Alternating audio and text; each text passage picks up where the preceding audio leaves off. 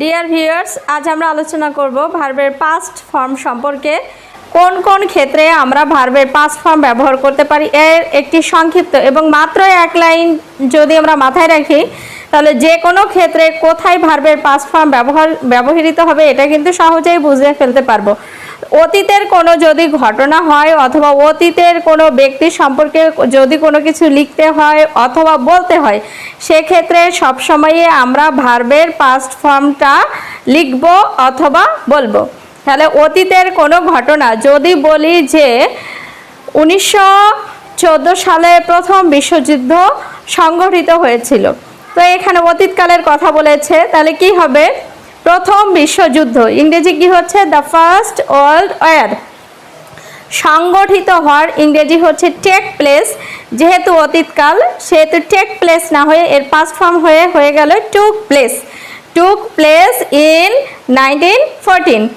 এবার আমরা যদি বলি যে বেগম রোকেয়া নারীদের জন্য, মেয়েদের জন্য অনেক শিক্ষা প্রতিষ্ঠা করেছিলেন, সেক্ষেত্রে আমাদের সাবজেক্ট হচ্ছে কে? বেগম রোকেয়া। বেগম রোকেয়া এস্টাবলিশ হচ্ছে ভার্ব, স্থাপন করেছিলেন। এই ভার্বটাকেই আমরা পাস্ট ফর্মে করব। তাই what will be the past form of establish? Obviously established. Begum Rokeya establish a lot of educational institutions for the girls. এবার আমি যদি বলি আমি গত বছর সুন্দরবন ভ্রমণ করেছিলাম, তাহলে কি হবে? I visited Sundarban last years. I visited Sundarban last year. এবার আমি যদি বলি আমি গতকাল তার সাথে সাক্ষাৎ করেছিলাম, সেক্ষেত্রে কি হবে? I met with him yesterday. I met with him yesterday. এখানে মিটটা ভার্বের পাস্ট ফর্ম হয়ে গিয়ে কি হয়েছে? I met. এখন যদি বলি অনেক দিন আগে একজন রাজা ছিল, তো এভাবে আমরা অনেক ক্ষেত্রে গল্প বলি না, এই গল্পটা কি? অনেক দিন আগের কথা। তো অনেক দিন আগের কথা বলতে গেলেই আমাদের ভার্বটা কি হয়ে যাচ্ছে? Past form. তাহলে কি হবে? once upon a time there was a king। এখানে ওয়াজটা কোন ফর্ম? ভার্বের পাস্ট ফর্ম। তাহলে এরকম ব্যক্তি জীবনের থেকে শুরু করে আমরা প্রত্যেক দিনই অতীতকালের কথা বলতেই থাকি। অর্থাৎ আজ থেকে সরে গিয়ে গতকাল থেকে, মানে প্রেজেন্ট যে অবস্থানটা তার আগের যে কোনো ঘটনা বলতে গেলে আমাদের দৈনন্দিন জীবনে প্রতিনিয়ত এই পাস্ট ফর্মের ব্যবহার চলছে এবং চলবে। সুতরাং ভার্বের পাস্ট ফর্মটা জানা অতীব জরুরি। কিন্তু অনেক বেশি এলোমেলো করে না শিখে আমরা খুব গোছালোভাবে এভাবে যদি শুধু মনে রাখি যে আজ নয়, আজ বাদে যে কোনো সময়ের কথা, মানে অতীতে, এখন হচ্ছে না, অন্য কখনো হয়েছিল, এমন যদি বুঝায়, সেক্ষেত্রে আমরা ভার্বের পাস্ট ফর্ম ব্যবহার করি। আবার কখনো কখনো ভার্বের পাস্ট ফর্ম বাংলা শব্দের ক্ষেত্রে হচ্ছে লেন, ছিলাম, তেন, এভাবে কোনো মানে বাংলা ভার্বের সাথে ব্যবহৃত হয়।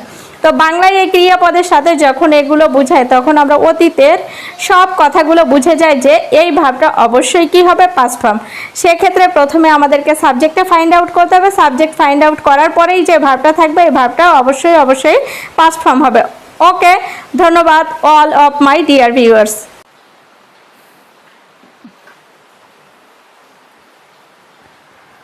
Welcome to my new class. Today's our class topics is present form. তো আমরা আজ জানবো যে কিভাবে ভার্বের প্রেজেন্ট ফর্ম হয়, কোন কোন জায়গায় ভার্বের প্রেজেন্ট ফর্ম হয়। তো আমরা জানি সকল প্রিপোজিশনের পর ভার্বের সাথে আইএনজি যুক্ত হয়, বাট একটা মাত্র প্রিপোজিশন, দ্যাট ইজ টু এর পরে সব সময়ই ভার্বের প্রেজেন্ট ফর্ম হয়। যদি আমরা বলি আমি লিখতে চাই, আই ওয়ান্ট টু রাইট।